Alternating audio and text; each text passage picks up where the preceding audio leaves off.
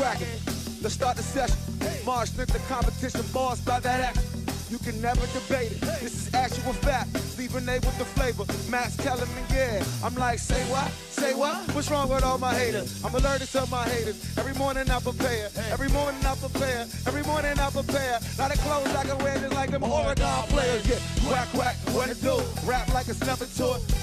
You can ask hard and I'm cooking too. Bass guard cooking too.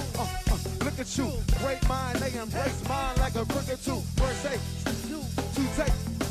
Three takes, stop me. First take, that's you. Two takes, that's me. Three takes if you lucky. First take, got me. Give me those. Give me those. Give me those. Give me those. Give me those. Give me those. I'm rolling with the Wizards. I mean, listen. I know who the Celtics are. I know what they've looked like in Boston. I get that. I just have to believe that somebody's going to win on the road in this series, and I think that this is the Wizards' last shot. And to be quite honest with you, it's more of an emotional decision than anything else because I want the Wizards against the Cavaliers because I think they're a better matchup for Cleveland to make a more interesting series because of the size of their guards. As great as Isaiah Thomas is, think about what the Wizards did against Boston in games 3 and 4. They doubled up on Isaiah. They took the ball out of his hands. They dared somebody else to beat them, and Boston was ill-equipped to do it. Game 6 was a little bit different because Avery Bradley's been playing stellar basketball over the last 2 games, but that's not something I think would take place against Cleveland. You are what you are, and you're not what you're not. And when I think about the Wizards and Bradley Beal, I think that's what he is, what I've seen. I look at what John Wall has been doing. I think that's what he is. It's what I've seen. I think you can rely on them for the most part to be who they are. The Bogdanovich of the world. Otto Porter didn't show up last game offensively, but I think he would show up in the next series like that. They've got to show up in game 7. They can't wilt beneath the moment.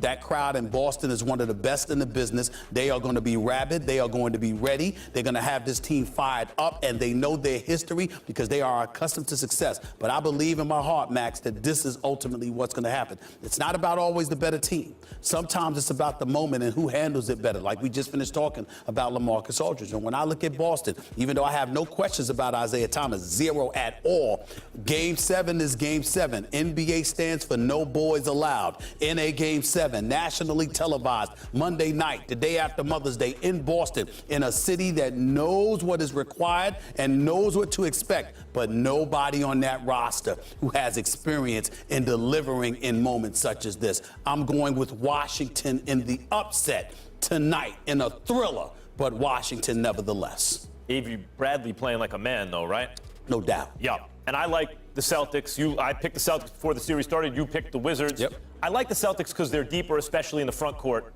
But I also like them for another reason. And this doesn't mean they're good enough to beat the Cavs, obviously, yet. But I think it does mean they're good enough to beat Washington.